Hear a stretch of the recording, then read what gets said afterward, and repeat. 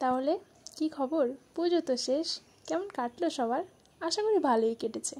আমি অবশ্য পুজোতে বাড়ি ছিলাম না, মাসির বাড়ি গিয়েছিলাম। তবে একা নয়, সাথে একজন হনুমানও ছিল। আমরা ঠিক অষ্টমীর দিন মাসির বাড়ি গিয়ে পৌঁছেছিলাম। পৌঁছতে পৌঁছতে সন্ধ্যা হয়ে গিয়েছিল, আর আমরা তারপরে রেডি হয়ে বেরিয়েছিলাম প্রায় 9টা সাড়ে 9টা। কারণ মাসির বাড়ির খুব কাছেই অনেক অনেক প্যান্ডেল হয়, আর আমরা যেহেতু বাড়ির কাছেই থাকি তাই বেশ একটু রাত করেই বেরিয়েছিলাম। কিন্তু ভিড় প্রচুর প্রচুর ছিল।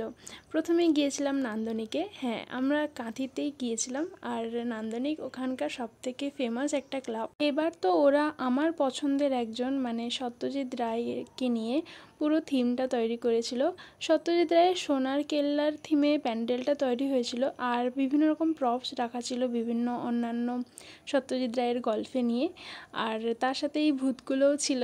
আর ভেতরের প্যান্ডেলটা খুব সুন্দর ছিল, খুব হাতের কাজগুলো বেশ সুন্দর ছিল। তো ওখানে তাড়াতাড়ি দেখে বেশ অনেকখানি ভিড় ঠেলে আমরা অন্য একটা প্যান্ডেলে গেলাম।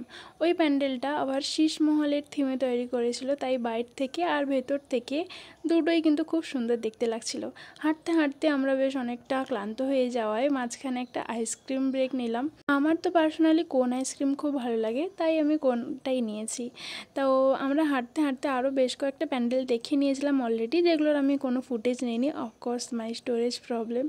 আর এখানে অনেক রাত হয়ে গিয়েছিলো, তাই আমরা চটপট দেরি না করে খেতে গিয়েছিলাম। ওখানে সোনারতরী বলে একটা রেস্টুরেন্ট আছে, ওখানে আমরা সবাই মিলে খেতে গিয়েছিলাম। আর যথারীতি অষ্টমীর দিন গিয়েই সিট পাওয়া খুব মুশকিল, তাই আমাদের অনেকক্ষণ ওয়েট করতেও হয়েছিল। আর এখানে আমরা খুবই এক্সস্টেড আর টায়ার্ড। যাই হোক, কিছুক্ষণ ওয়েট করার পরে আমরা আমাদের সিটও পেয়ে গিয়েছিলাম। আর সত্যি বলতে আজকে আমার সারাটা দিন হাঁটাহাঁটি ছোটাছুটি হয়েছে, তাই খুবই টায়ার্ড লাগছিল। এখানে এসে একটা মিরর সেলফি বা ভিডিও ইজ আ মাস্ট।